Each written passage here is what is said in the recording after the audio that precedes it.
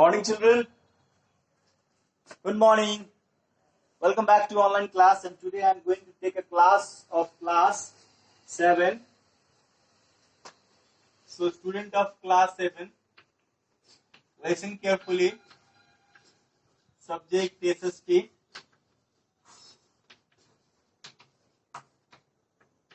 Chapter number 23, State Government. Chapter number 23, State Government.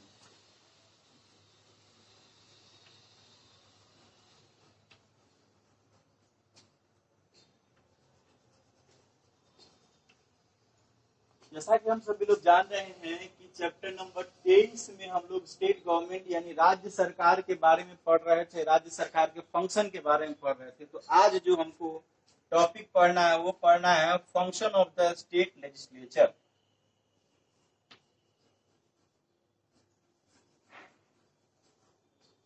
Function of the state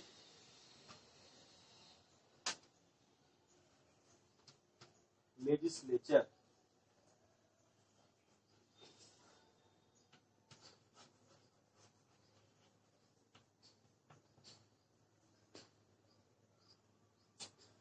It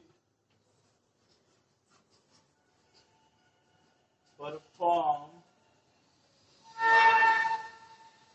several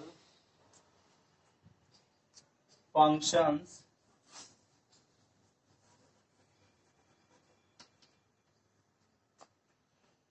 one of the most important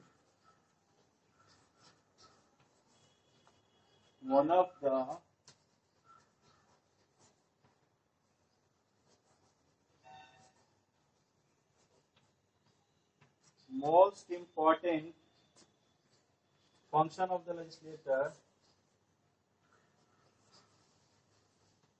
function of the legislature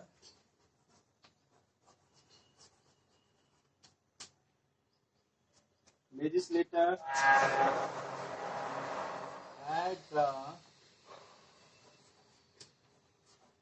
state level is to make law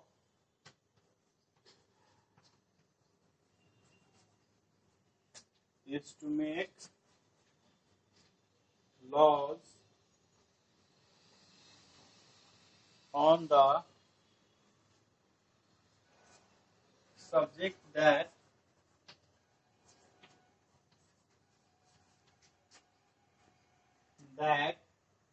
are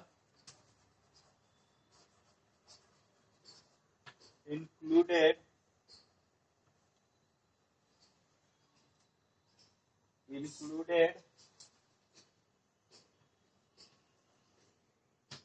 the state list.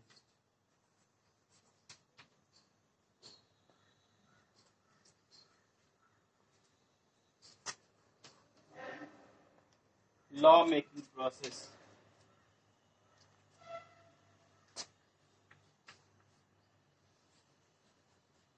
Law making process.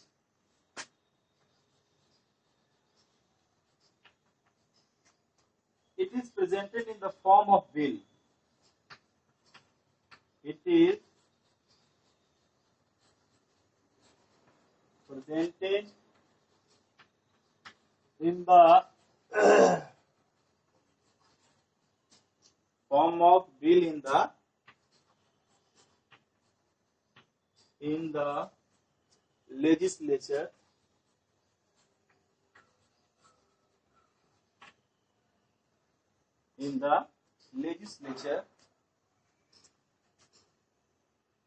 bill introduced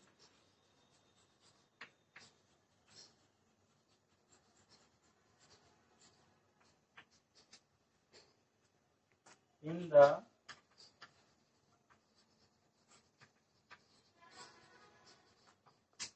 legislature are discussed,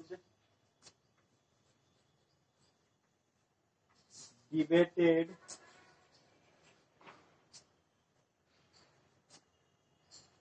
and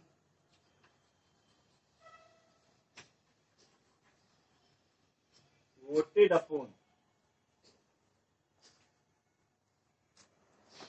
There are two kinds of bill. There are two kinds of bill: ordinary bill and money bill. Ordinary bill and money bill. चलिए आइए देखते हैं function of state legislature और law making process. सभी बच्चे उतार लेंगे और मैं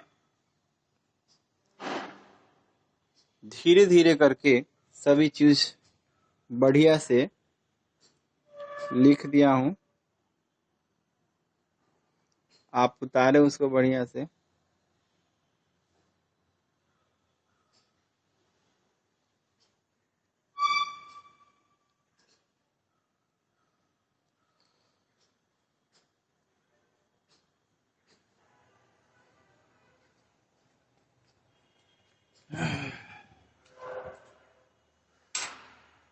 तो सभी बच्चे देखेंगे, ध्यान देंगे।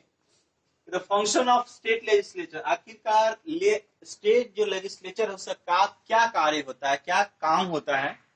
इट परफॉर्म सेवरल फंक्शन, बहुत सारे इसके जो है वो वर्क होते हैं। तो क्या क्या वर्क होते हैं? One of the most important function of the legislature, सबसे जो महत्वपूर्ण जो है वह कार्य जो है वह होता है, वह स्टेट लेवल में होता है, वहां के नियमों को बनाना। तो नियम कैसे बनते हैं, नियम क्या होते हैं, क्या जरूरत है नियम को बनाने का। देखिए, अगर नियम नहीं बनेंगे, जैसे कि कोई भी चीज, जैसे कि नौकरी वगैरह होती है, तो नौकरी होती है तो आप कहाँ के रहने वाले हैं, तो आपका परमानेंट रेसिडेंटियल चाहिए। तो परमानेंट यानी कि आवासीय प्रमाण पत्र। अगर आपके पास आवासीय प्रमाण पत्र नहीं होंगे तो कैसे पता चलेगा कहाँ का ये परमानेंट वासी है, चोर है,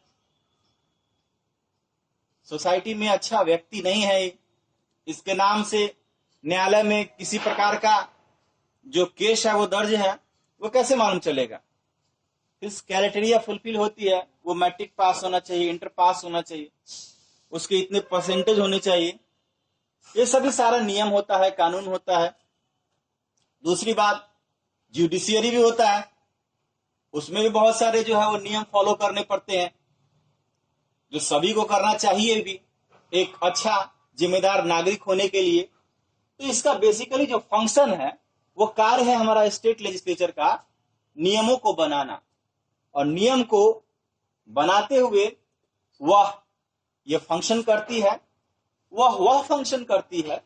इसका एक मेन व्यू भी होता है कि जो रूलिंग पार्टी है, रूलिंग पार्टी जो अभी क्या है हमारा रूल कर रही है बिहार में, अभी सरकार किसकी बनेगी वो हम नहीं जानते। कौन सी सरकार है, कौन सा पार्टी दल का नेता है, उसका एक नेता जो चीफ मिनिस्टर बनेगा वो भी मुझे नहीं पता। लेकिन जब इलेक्शन के दौरान इनके मैनिफेस्टो होते हैं, उस इलेक्शन मैनिफेस्टो में समाज में हो रही वह बहुत सारी ऐसे प्रॉब्लम्स होता है, उन प्रॉब्लम्स को डिक्लेयर किया जाता है कि मैं जीत जाने के बाद ये प्रॉब्लम्स को सॉर्ट आउट करूंगा, और अपने इलेक्शन मैनिफेस्टो पर खरा उतरने की कोशिश करते हैं।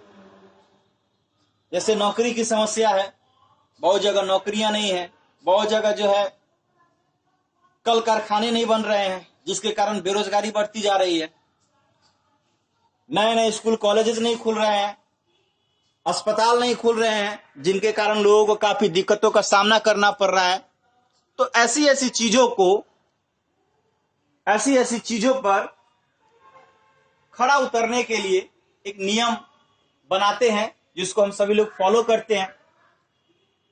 नियम निकला कि सभी को हेलमेट लगाना है, तो सभी को हेलमेट लगाकर ही 2 पहिए वाहन चलाना है। अगर वह व्यक्ति पकड़ा गया बिना हेलमेट का तो उसको चालान कटाएगा।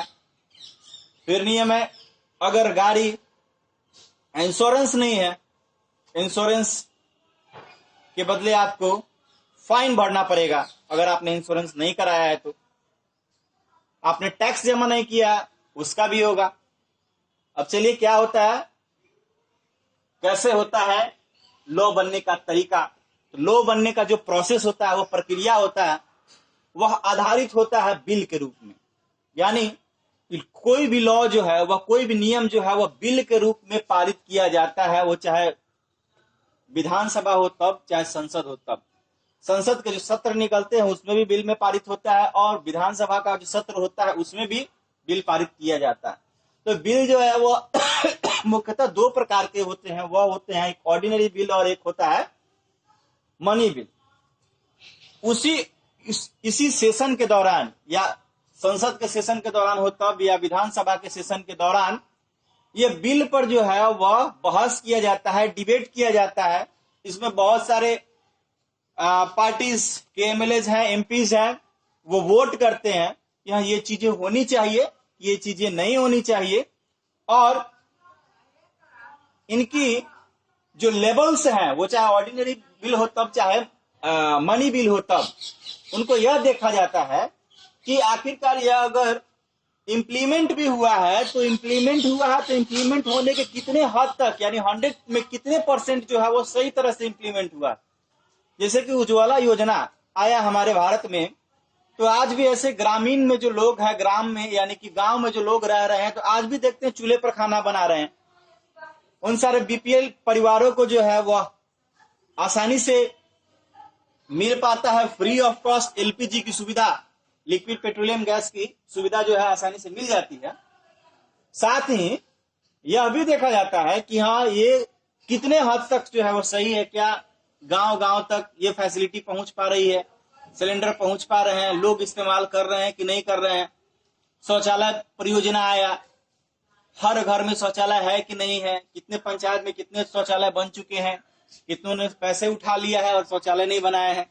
इसी तरीके के जो स्कीम्स जो है वो बनाया जाता है हमारे किसके द्वारा, सरकार के द्वारा। साथ ही ये फंक्शंस जो है वर्क क्या करती है ऑर्डिनरी बिल पर, तो an ordinary bill can be introduce in either upper और लोअर। तो देखिए, ये ऑर्डिनरी बिल जो है वह अपर हाउस और लोअर हाउस। सबसे पहले अपर हाउस और लोअर हाउस में क्या है। अपर हाउस हमारा लोकसभा होता है और लोअर हाउस हमारा राज्यसभा होता है। राज्यसभा को परमानेंट बॉडी कहा जाता है। और क्यों कहा जाता है, क्योंकि हमने कितनी बार इस क्लास में बता भी चुके हैं। चलिए एक बार और भी बता देते हैं कि लगभग हर 2 वर्ष के बाद में राज्य सरकार में जितने भी जो एमएलएज वगैरह होते हैं वो हमेशा रिटायर करते रहते हैं, इसलिए इसको परमानेंट बॉडी भी बोला जाता है। इसको भंग करना आसान नहीं होता है, लेकिन लोकसभा को भंग करना बड़ा ही आसान होता है। लोकसभा के जो हेड होते हैं स्टेट, उन पर महाभियोग लगाया जाता है। साथ ही महाभियोग लगा करके ये कार्य का संपादन हो सकता है।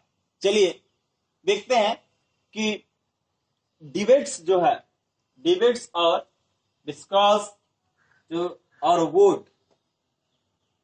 तो डिस्कस क्या होता है, डिस्कस होता है वो सभी सारी चीजें जो कि प्रॉब्लम्स क्रिएट करती हैं।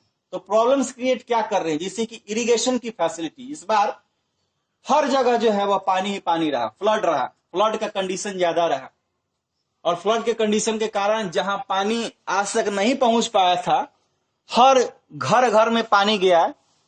तो एक गवर्नमेंट का स्कीम निकला था घर घर जल योजना, और घर घर जल योजना जब पहुंचाया गया तो देखा गया कि उस फ्लड के कंडीशन में भी क्या ये घर घर जल योजना यानी कि जो पाइप सिस्टम जो सरकार ने बिछाया हुआ था, क्या स्वच्छ पानी पहुंच पा रहा है कि नहीं पहुंच पा रहा है।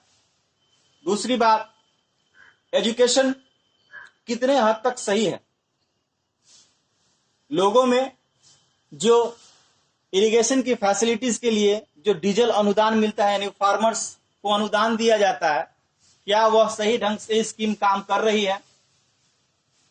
फिर से इंदिरा आवास योजना के तहत लोगों को पैसे दिए जाते हैं उनके घर बनाने के लिए, क्या वो घर बन रहे हैं कि नहीं बन रहे हैं। इस तरीके के चीजों को डिस्कस किया जाता है। और इस टॉपिक को लेकर आज यही खत्म करते हैं और मिलेंगे नेक्स्ट टॉपिक के साथ। तब तक के लिए हमारे साथ बने रहिए और कोरोना से भी बचते रहिए।